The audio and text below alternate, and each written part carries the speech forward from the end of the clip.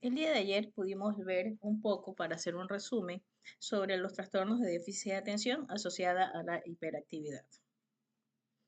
Ayer estábamos mencionando que este es un trastorno que netamente aparece en la infancia y que se va desarrollando a lo largo del tiempo y que principalmente se caracteriza por la persistente ina- eh, inatención, hiperactividad e impulsividad. Analizamos cada una de las terminologías o cada uno de los conceptos que se estaban dando, por ejemplo, qué es inatención, qué es hiperactividad y qué es impulsividad, para poder ir teniendo claro el porqué del trastorno de déficit de atención asociada a la hiperactividad. De igual manera, vimos que esta situación básicamente se presenta a nivel de lesiones cerebrales o a nivel de los diferentes componentes del cerebro.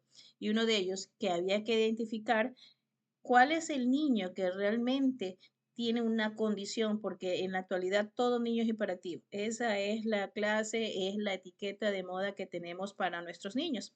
Todo niño es hiperactivo, pero para tener claro que para ser diagnosticado con hiperactividad necesitamos tener un diagnóstico de especialistas, de un equipo multidisciplinario, y que no es el docente, no es el padre de familia, no es la vecina, no es nadie que no sea un especialista en la rama para poder comenzar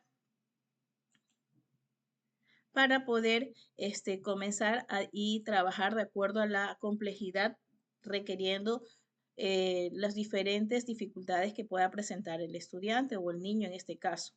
También hablamos sobre el trastorno de déficit de atención, que se aborda de una forma multimodal. Ustedes recuerdan que ayer mencionamos que necesitamos que sea, cada caso es diferente y que nosotros necesitamos, perdón, es que están ingresando, y que nosotros necesitamos tener claro que es un equipo multidisciplinario, es decir, necesitamos no solamente a un médico, necesitamos a lo que es un psicólogo, un neurólogo, un psiquiatra, si se requiere el caso, a docentes, a familias y también dependiendo a un medicamentos farmacológicos si se da el caso. Pero en este momento vamos a ver netamente los casos que vienen derivados por una condición médica, una situación.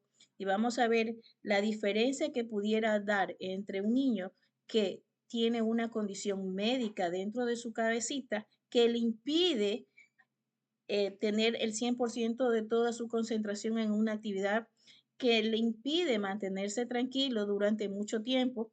Y vamos a ver también cómo es el ambiente familiar el que va a influir muchas veces también, que el niño, sin tener ninguna dificultad médica, sin tener alguna condición, es el mismo entorno que se encarga de que el niño pueda tener esta condición debido a la falta de límites, debido a la falta de puesta de roles dentro del hogar. De, se da el caso de que son los niños que ahora en la actualidad son aquellos que de alguna manera mandan en el hogar. Se basan en un berrinche, se basan en una situación para que los padres puedan acceder y complacerlos en todo lo que ellos quieran. Cuando ayer también estuvimos analizando cómo eso afecta a la relación familiar, cómo eso afecta a la relación de pareja, que va destruyendo de alguna manera los diferentes situaciones o los contextos familiares que se tienen. Todo el mundo dice, mi hijo tiene esto, mi hijo tiene lo de acá, pero nadie toma una decisión de tomar una determinación y decir, necesito ayuda para empezar a trabajar de acuerdo a las necesidades que tiene mi hijo. Y es aquí también, como vemos a nivel del Ecuador, mencionábamos que solo del 5 al 10% de nuestra población está diagnosticada, está con seguimiento médico, que relativamente vemos que es un porcentaje muy, muy corto, debido a que les cuesta o nos cuesta como padres identificar las condiciones que nuestros hijos pudieran presentar. Y es aquí donde comenzamos a justificar las acciones de nuestros hijos. comenzamos a justificar del por qué mi hijo golpea a otro niño. Como madre de familia, muchas veces en la institución educativa menciona, su hijo se portó mal, su hijo agredió al niño, su hijo agredió esto, su hijo no quiere estar tranquilo, su hijo sale corriendo, su hijo no mide peligro. Y la madre dice, pero es que es la docente, es la docente la que no tiene puesta de límites, es la docente la que no quiere hacer esto, es la docente que es una vaga, pero no tomamos en cuenta que el hecho de que yo tengo que aprender a identificar el cómo mi hijo que tiene 3, 4, 5 años no se está desarrollando acorde a los límites o a los lineamientos que me dice la medicina. Es decir, hay un estándar que te menciona que los niños de 3, 4 años, el niño ya tiene que correr, tiene que caminar, subir y bajar escaleras. El niño El niño tiene que tener ciertos rangos, ciertos parámetros. Y muchas veces las madres comenzamos a identificar ciertas situaciones, ciertas alertas. Y es ahí donde comenzamos a mencionar el hecho de que mi hijo, mi sobrino camina, que tiene 2 años. Mi hijo tiene 3 años y todavía le cuesta caminar. Mi sobrino de 3 años ya habla de manera fluida. Mi hijo que tiene 3 años y medio todavía no menciona ninguna, ninguna palabra. Le cuesta relacionarse con sus pares. Y muchos padres en la actualidad, como los mencionamos, comenzamos a justificar esas acciones. Es que mi hijo es muy pequeño. Es que mi hijo comienza recién a decir palabras porque él es engreído. Y muchas veces, por las diferentes situaciones que se dan en los hogares, el padre comienza a mencionar, es que tú eres la culpable de que tu hijo sea así. Es que tú eres la culpable de que tu hijo no camine, de que tu hijo hable como engreído, de que tu hijo sea malcriado. Y es ahí donde nos comienzan a dar más responsabilidades de las que ya tenemos cuando sabemos que la crianza de los hijos no es solo de uno, sino de dos. Y por el mismo hecho de esta sociedad un tanto machista que delega la responsabilidad de la crianza a la madre y que de alguna manera el padre menciona, yo soy hombre, ¿ya? Y el hecho de ser hombre, yo no puedo tener niños con problemas de aprendizaje, no puedo tener niños defectuosos, no puedo tener niños enfermos, no puedo tener niños con algún tipo de condiciones. Y es ahí cuando comienza a tener un tipo de ruptura la familia. eh, exacto, Yoconda. Y ahí donde comenzamos a mencionar las situaciones de divorcio, las situaciones de maltrato. El día de ayer también analizamos que ese diagnóstico tardío afecta de una manera muy significativa el proceso de aprendizaje de los estudiantes, de los niños en este caso. Como cuáles, como por ejemplo, comienza el docente a comenzar a identificar situaciones y muchas veces estas situaciones que el docente identifica lo lleva a encasillar al estudiante como un niño vago, como un niño irresponsable, como un niño que no da ni para atrás ni para adelante, como mencionan ellos, en el aprendizaje. También vemos que hay profesionales de la salud, como mencionábamos también, el hecho que si yo lo llevo a mi hijo a un centro de salud y el médico general no me va a determinar en base a pruebas psicológicas que mi hijo tenga esto. El médico general se va a encargar de la salud, de si tiene gripe, si no tiene gripe, de bajo peso, bajo talla, pero no se encarga básicamente del proceso de acá cognitivo del niño. Entonces, el médico y los padres de familia, los docentes y todo el entorno que rodea al menor se va a dar cuenta de que él tiene una condición, pero mayormente no hay una situación de poder decir necesito ayuda. Si a esto le sumamos al Ecuador, al entorno donde nos estamos desarrollando, que no hay un adecuado sistema de salud que nos pueda ayudar a diagnosticar de una manera temprana, porque usted va al centro de salud y en los centros de salud lo citan para 3, 4 meses, recién para poder darle una cita. Después lo citan para después. Es un proceso que siquiera se va a demorar 2 años para poder diagnosticar la condición o alguna situación que pudiera presentar mi hijo. También estuvimos analizando el día de ayer que existen presencias clínicas que van a ser claves, que hay niños que van a presentar netamente dificultades para concentrarse. Y netamente estas situaciones, ok, sí, sí, perfecto, Yoconda, ok. Entonces, acá vamos a ver que la primera es predominante, que el niño se le va a dificultar la concentración, el niño se le va a presentar diferentes situaciones en donde incluso él se le va a dificultar organizar sus tareas. Es común que estos niños sean etiquetados como soñadores, desordenados o perezosos. O muchas veces son los niños que usted tiene y siempre está distraído. Usted le habla, es como que no es con ellos, que este niño que yo le hablo y le doy una orden, que yo le hablo y trato de interactuar con ellos, que yo le hablo y el niño, por más que yo lo lleve al parque, él no quiere interactuar y solo pasa llorando. Eso es una alerta que tenemos que comenzar a trabajar. Entonces, también la segunda, vamos a ver, otra de las situaciones es el hecho de que hay niños que tienen una hiperactividad, que son muy impulsivos. Incluso ayer dimos a notar ejemplos del niño que estaba en una institución educativa en Guayaquil y pudimos ver que el niño no medía peligro, salía corriendo, se desnudaba dentro del salón de clase, que tenía una condición que necesitaba ser medicado, que nos costó como Ministerio de Educación en su tiempo el hecho de que la madre aceptara que el niño tenía una condición. Luego de varios meses, incluso de estar diciéndole que lo vamos a denunciar a la Junta Cantonal, ella recién allí llevó al niño al centro de salud. Luego de haber pasado los procesos médicos, las evaluaciones, lo mandaron a medicar.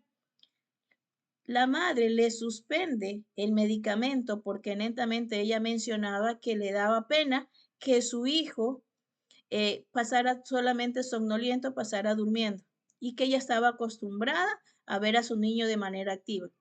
Es aquí donde mencionamos nosotros el hecho de que no es lo que yo quiera, de que no es lo que yo crea. Para eso hay especialistas que han pasado varios años para poder ellos determinar y tener la experticia para poder diagnosticar una situación, para poder diagnosticar una situación médica. Y que nosotros muchas veces como padres mencionábamos también que el hecho nos cuesta poner límites a nuestros niños. Cuando digo límites, también es el hecho de que decimos, es que pobrecito mi hijo. No se trata que nosotros le digamos, pobrecito mi hijo. No, es el hecho de que si yo ya sé que hay una condición especial en mi niño, yo tengo que aún más comenzar a trabajar con él. No es el hecho de que hay que yo no le permito a mi hijo o no dejo que mi hijo haga tal actividad porque mi hijo es discapacitado, porque mi hijo pobrecito él no puede, porque pobrecito, pobrecito y el pobrecito lo único que hace es limitar totalmente el desarrollo del niño. Al limitar este desarrollo quiere decir de que yo estoy vulnerando los derechos también de este niño y que a este niño le va a costar de alguna manera a lo largo de su vida adaptarse a las situaciones, adaptarse a la sociedad. Y son aquellos niños que no van a poder realizarse. Mientras que ayer también mencionaba la compañera Mayra que ella tiene una niña con algún tipo de condición y decía, yo aprendo de mi hija. Y es verdad, nosotros aprendemos de cada niño, nosotros aprendemos de cada situación que se está dando. Y aquí vemos también la situación de que a veces se van a juntar tanto el déficit de atención con la hiperactividad, se van a juntar. Y cuando estas dos condiciones se juntan, es donde se presenta esta condición, que vamos a ver que es mucho más recurrente en los varones que en las mujeres. Y ya vamos a ir analizando el por qué. También vemos una de las características neurofisiológicas que ayer analizábamos, es que existen alteraciones de las funciones ejecutivas. ¿Qué son las funciones ejecutivas? Las funciones ejecutivas es un conjunto de procesos mentales superiores que permiten al individuo planificar y organizar conductas, tomar decisiones, inhibir respuestas impulsivas, autorregular sus emociones y orientar de forma eficaz la atención hacia el objetivo específico. Muchos de estos niños se les imposibilita. Ojo, estoy diciendo se les imposibilita y no estoy diciendo no quieren. Una cosa es los niños que no quieren porque su entorno le ha exigido, le ha enseñado que es lo que él quiere y cuando él quiere, y hay otra condición de niños que no pueden. Y tenemos que tener claro esa situación. Entonces vamos a ver que esos niños cuando presentan esta característica también van a presentar un bajo autocontrol, baja tolerancia a la frustración. Son los niños que comienzan con los berrinches, que no aceptan un no por respuesta, que si tú le dices no, ellos comienzan a hacer berrinches sin importar dónde sea, incluso en centros comerciales. ¿Cuántos de nosotros nos hemos visto en centros comerciales, en escuelas, en la tienda de mi barrio? El hecho de que el niño cuando no quiere, no le compran o no satisfacen lo que él quiere, comienzan a hacer berrinches, a golpear a la mamá, a tirar cualquier objeto que tengan a su disposición. Y la madre lo único que hace en su momento es simplemente dejarlo o amenazarlo con el bendito celular. Si te portas bien, te doy el celular. El celular no es un premio, el celular es una herramienta tecnológica que tenemos para aprender. No es una nana, no es la señora que nos va a cuidar al niño. Realmente un niño de 2, 3 años no es recomendable que tenga un celular. Si le vamos a dar, lo vamos a adecuar al niño a tener un mundo simplemente limitado a un celular, vamos a ver que a futuro el niño le va a costar socializar. ¿Cuántas horas de pronto con los que somos padres de jóvenes vemos que pasan horas muchas veces los jóvenes jugando? Pasan encerrados en su cuarto chateando, pasan encerrados haciendo actividades netamente ellos y les cuesta socializar, les cuesta desarrollar habilidades que les va a ayudar a futuro. Ya, incluso las tareas se les cuesta, se les dificulta demasiado el hecho de poder analizar cosas, porque ya en el celular ya vienen dadas las respuestas. Tú buscas en Google cómo se hace un arroz y te sale cómo tú haces el arroz. Cómo hacer, cuál es la respuesta de 4 dividido para 2. Te sale la respuesta. Pero es aquí donde mencionábamos también el hecho del rol de la madre o del cuidador, que debemos de dar calidad de tiempo a nuestros niños. No es lo mismo que yo esté haciendo alguna actividad y yo tenga a mi hijo a las 7, 8 de la noche después de tenerlo sentado desde las 2 de la tarde con el televisor prendido haciendo una tarea y él no la culmina, obvio, ¿cómo el niño va a estar terminando de hacer la tarea si realmente él no se puede concentrar porque está viendo la televisión? Debemos de desarrollar hábitos con los niños para que ellos puedan tener esos hábitos e irlos desarrollando. El hábito produce costumbres. Si una costumbre se hace de manera reiterativa, yo voy a crear en ese niño que él ya sea responsable y él sepa que de 2 de la tarde a 5 de la tarde es hora de hacer tareas. Y esa hora, no importa que lo que pase, él ya sabe que ese es su horario de hacer tareas. Yo comienzo ya a educar a mi niño de 3, 4, 5, 6 años para que el adolescente de 16, 17 años, él ya sepa cómo trabajar y no recién yo a los 14, 13 años recién comenzar a dar reglas. Y es ahí lo complejo porque es un cambio totalmente de hormonales con los que los jóvenes se ven y si yo comienzo a no crear desde el inicio hábitos en él, realmente se le va a complicar totalmente la situación del desarrollo de las habilidades blandas en esos niños. Ayer también estábamos viendo que estas situaciones causan problemas en el procesamiento emocional y en las relaciones sociales Es decir, presentan dificultades en identificar y manejar las emociones, como los mencionábamos. Y esta situación de no saber cómo manejar la situación de mi hijo. Yo tengo que de alguna manera buscar estrategias, buscar consejos, buscar guía para que sean las otras personas que me ayuden. Muchas veces nos enfrascamos tanto en el no puedo, en el que ya estoy cansada y comenzamos incluso a agredir a los niños, a agredir a nuestra pareja, a agredir a las diferentes personas y realmente es un caos mi hogar, en lugar de buscar soluciones. Entonces estábamos viendo estas figuras que están acá. ¿Quién de ustedes me podría ayudar de pronto? ¿Qué ven o qué analizan ustedes en la primera lámina? En esta, en la primera lámina. ¿Qué analizan ustedes? ¿Quién me puede ayudar con eso? Están los padres, le están gritando al niño, o sea, no lo están aconsejando, lo que hacen es gritarle. De pronto insultando, no sé, pero eso es lo que yo veo, le están gritando. Ok, y eso está bien. ¿Hasta qué punto esa situación como seres humanos, realmente nosotros somos seres humanos que tienen emociones, que tienen también un nivel o un límite de poder tolerar ciertas circunstancias?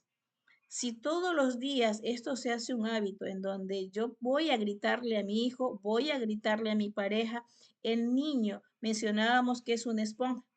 Y si él aprende que en su casa se habla, se grita, no se habla, se insulta, no se habla, se golpea, se agrede, el niño, la esponja, va a, a manifestar las mismas condiciones dentro de la institución educativa, lo va a presentar de la misma situación dentro del parque, la va a presentar cuando vaya a visitar un familiar, en cualquier circunstancia, el niño va a presentar esa conducta.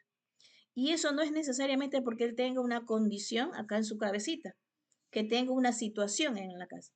Es netamente porque el niño es el entorno familiar que le enseñó a expresarse así, que si estoy enojado, no puedo decir que estoy enojado, no sé cómo decir que estoy enojado, pero sí sé golpear y es la forma de manifestar el hecho que me siento mal.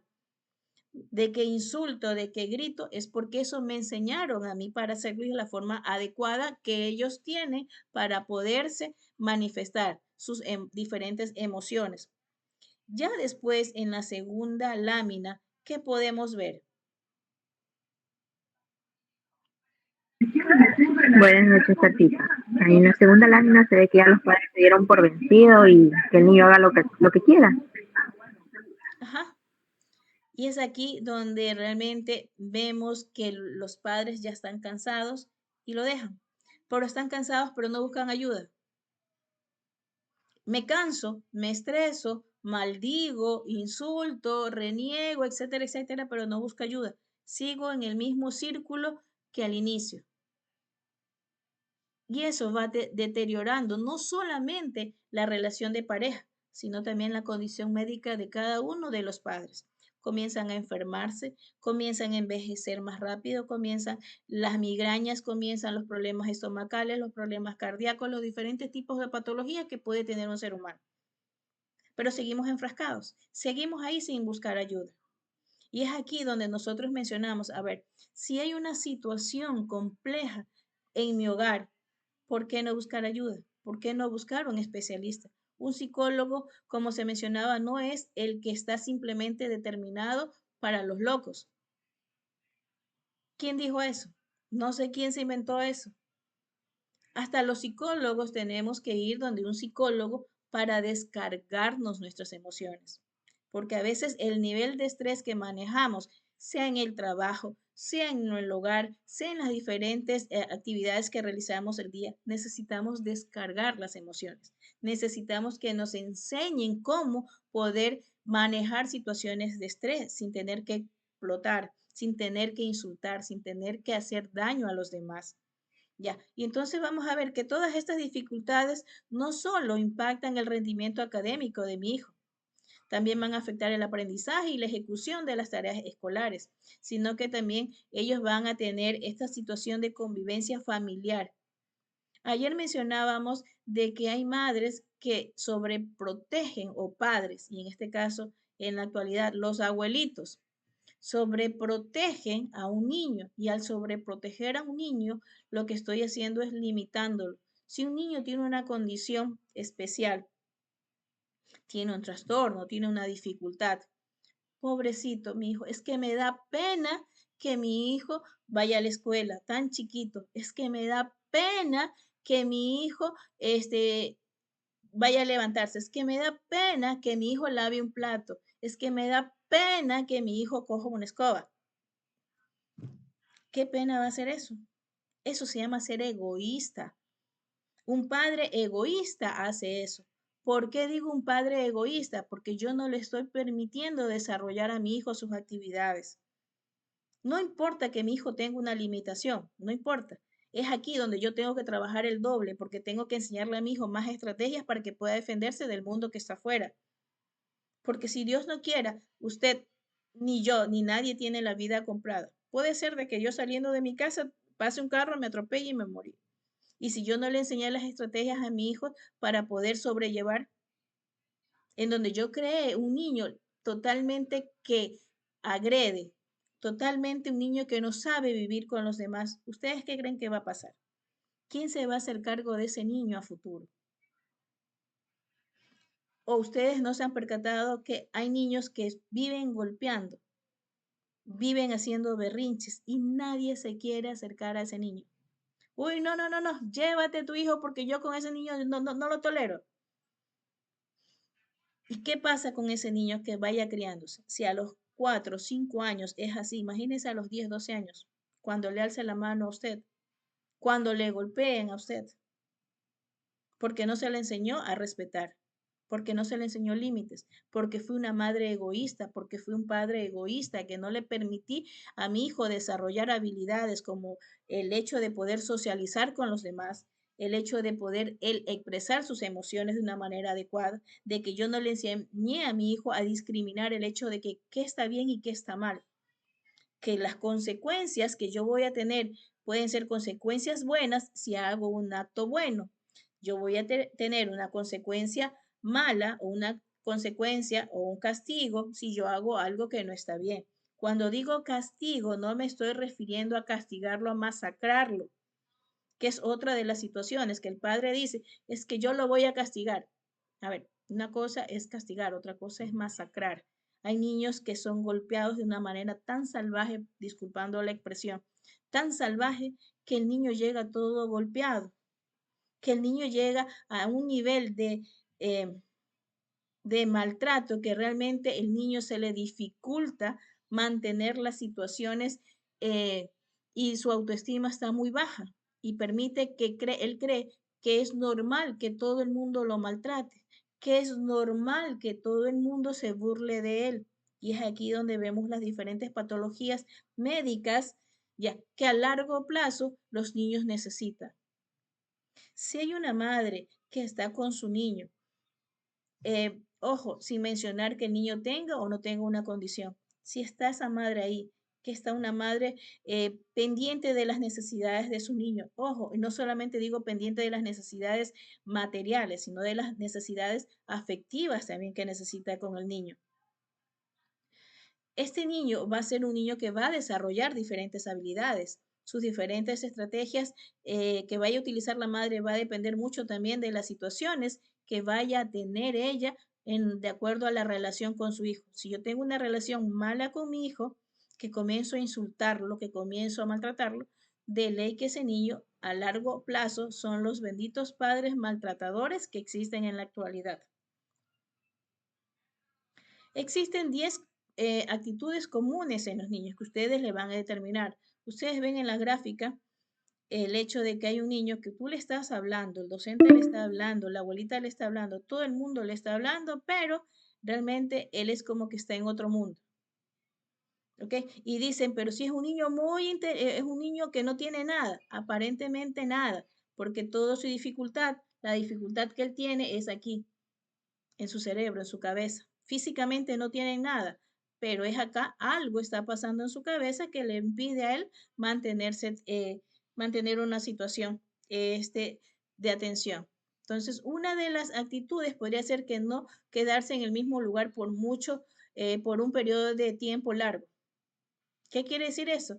De que el niño se le dificulta. Y aquí otra vez repetimos el hecho de que el niño no puede mantenerse tranquilo sentado por mucho tiempo.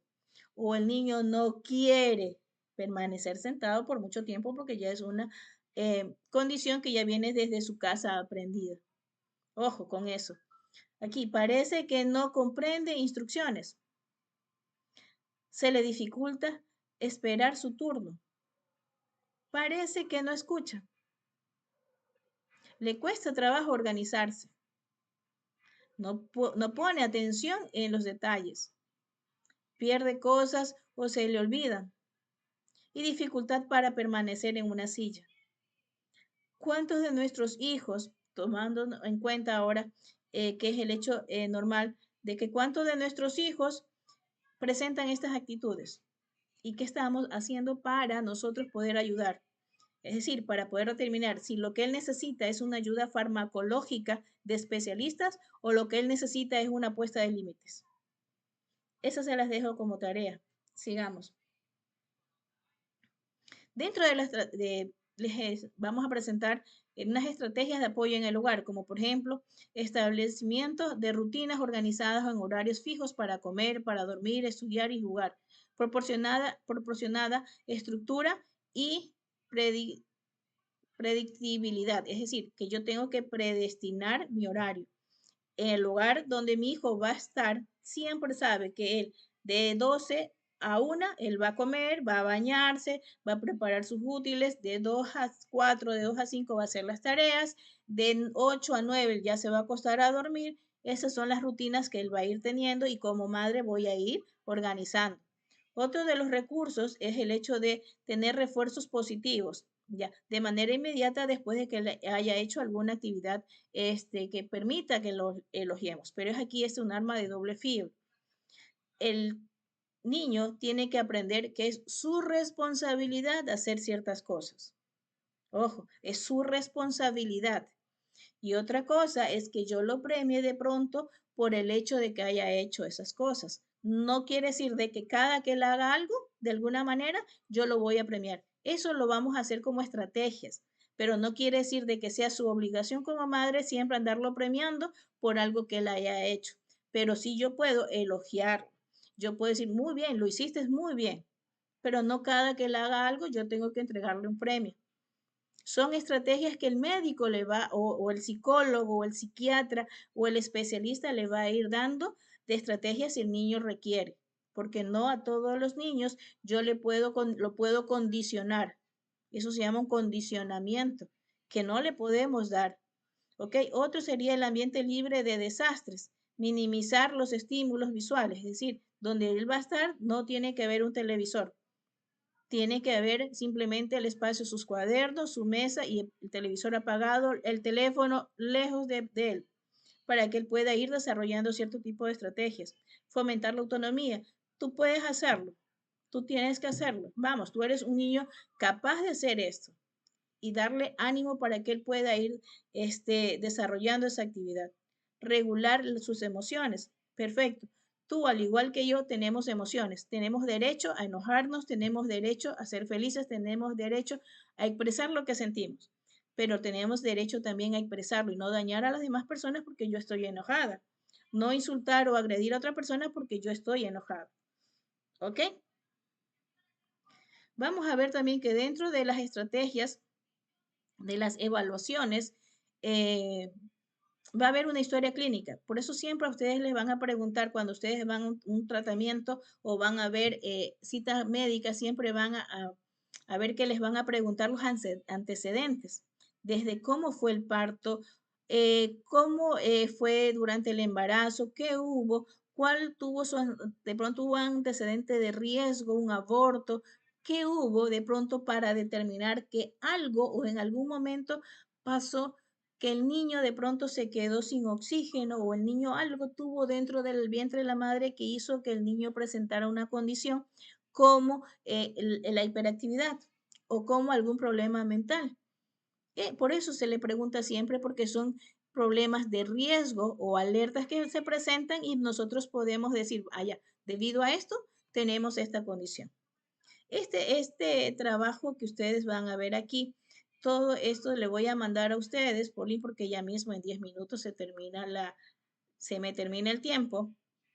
Ya. Y vamos a poder enviar. Sí me gustaría que de pronto también ustedes tengan en conocimiento que una evaluación diagnóstica no lo hace solo un médico, tienen que hacerlo varios médicos.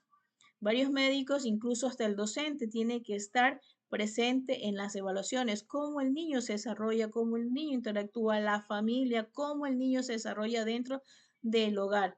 Entonces, me gustaría más bien escuchar y como les mencioné ayer, de pronto tener más espacios como estos para que ustedes puedan ir participando, ir aprendiendo, porque realmente ustedes son guía para las diferentes madres de familia que estén en su alrededor. ¿Algún comentario?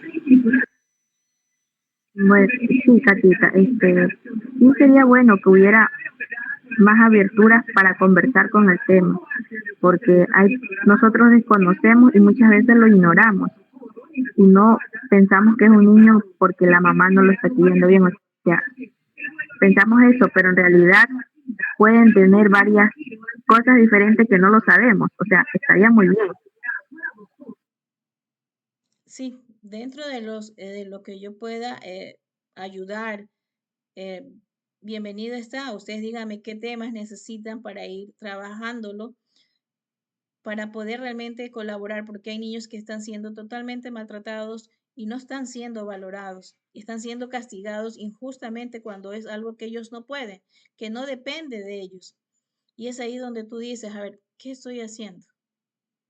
¿Qué estoy haciendo también por ayudar a esos niños que de alguna manera necesitan de mi ayuda? ¿Alguna otra observación? Cuénteme, compañera, tenemos 29. Buenas noches. Hola. En el ámbito en el que sería bueno también hablar acerca de lo que es la inclusión. En las unidades educativas, muy pocas unidades educativas, se ve que utilizan la inclusión con niños, ya sea con ciertas dificultades. Por ejemplo, donde yo hice mis pasantías, habían 2 niños con autismo. Ajá. Pero para que se desenvolvían súper que maravilloso, mejor que incluso los otros alumnos, porque yo les decía, ¿sabes qué? Vamos a leer esto, vamos a hacer esto, vamos a analizar vamos a analizar una obra, un cuento, y ellos era rapidito.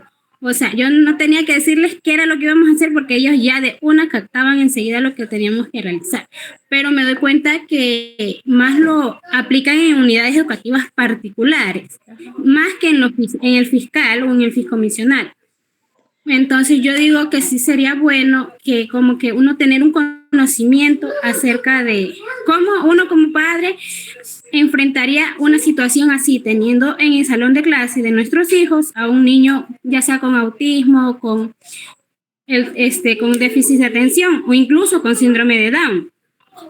Claro, mira, incluso te digo porque yo trabajo mucho capacitando a docentes en este tema y realmente el desconocimiento que ellos tienen es muy significativo. Son pocos los docentes que se preparan para trabajar con estos niños y es ellos lo que único que hace por comodidad te ponen el 7 y que se friegue el docente del próximo año que le toca. Realmente desconocen o simplemente es un importismo que se tiene porque dicen que los niños con estas condiciones o que presentan algún tipo de discapacidad son niños que no se van a superar nunca. Ese chip lo tienen metido ellos en su cabeza, ya, y no saben que en la actualidad son chicos muy despiertos y que no todos los niños tienen el mismo nivel.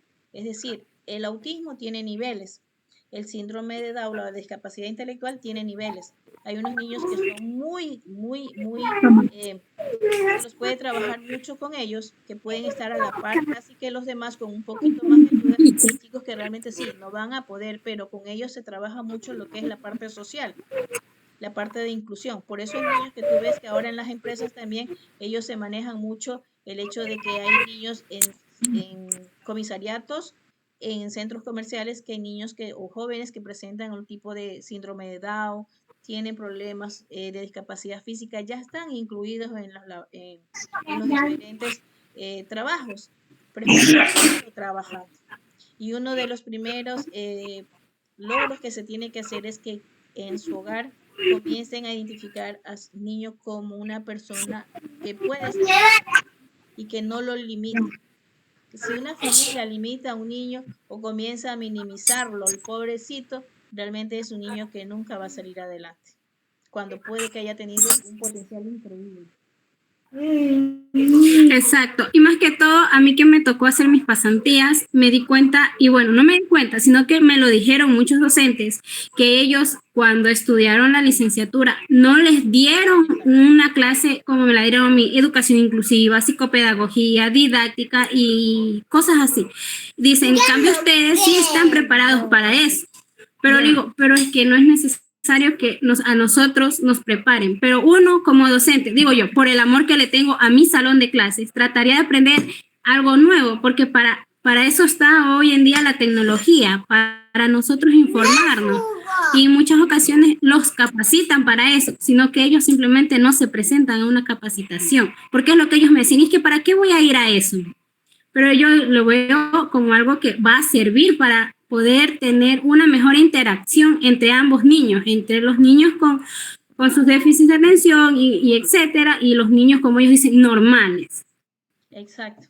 Que todos somos normales. Lo único que los niños tienen algún tipo que necesitan más tiempo, más ayuda, y para eso son las adaptaciones curriculares que se le hacen. Y como padre, yo puedo exigir. Si yo exijo, es porque yo ya sé. El padre tiene que comenzar a saber cuáles son los derechos de ellos y de sus niños. El niño que tiene una condición especial necesita que se le adapte de acuerdo a la capacidad que el niño tiene.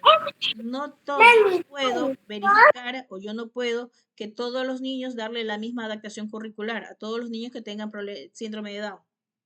No lo puedo, pero los docentes es como que sacan copia, chun, chun, chun, chun, chun, chun, a veces para poder y presento una planificación, pero no estoy planificando de acuerdo a la necesidad de cada niño, porque también tengamos en cuenta que el docente tiene que lidiar a veces con 60 estudiantes en un salón de clase tipo 2 de la tarde, son campamentos o son escuelas que no tienen la más mínima nivel de adecuaciones o están adecuadas para dar clases. Entonces, imagínense al docente 2 de la tarde, muchos niños que no vienen almorzando, vienen de ver que los padres están peleando, lo único que hacen es sentarse, darle clase y pobre niño va a la esquina y nadie trabaja por este niño. Entonces es compleja la situación, pero si ustedes menciona, podemos seguir trabajando. Por ejemplo, en la próxima clase podríamos ver un tipo de cuáles son los niños que necesitan adaptaciones curriculares y por qué se hace una adaptación curricular. Entonces vamos preparándonos a ustedes también como líderes para que ustedes puedan de alguna manera, ya, yo sé que el niño de mi vecina, Juanito tiene que la docente hacerle una adaptación curricular. Ya en pocos minutos ya se va a terminar, entonces cualquier cosa yo les estoy comunicando mediante el chat para poder estar trabajando. ¿Les parece bien? Entonces yo de antemano agradecerles a ustedes que estén aquí y que quieran de alguna manera ir aprendiendo más sobre este maravilloso mundo que es los niños con problemas de diferente tipo de condiciones. Realmente sí es por no catalogarlos como niños discapacitados, que eso término ya no se utiliza, pero sí el hecho de que tiene niño que necesita ayuda. Entonces, de mi parte, muy agradecida con cada uno de ustedes y ya estaremos viendo qué momento hacemos la otra charla y seguiremos en este mismo horario. Creo que es el más acorde para ustedes después de haber dejado cocinado, de haber dejado todo ya hecho y tener un tiempo también para prepararnos. Entonces, muy agradecida con todas ustedes.